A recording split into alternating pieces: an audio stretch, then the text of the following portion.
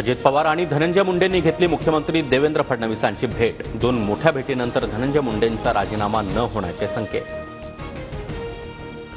बीड हत्या प्रकरणामध्ये जर कुणाचा संबंध नसेल तर कारवाईचा प्रश्नच नाही। धनंजय मुंडे दोषी असेल तरच राजीनामा घेण्याची अजित पवारांची भूमिका।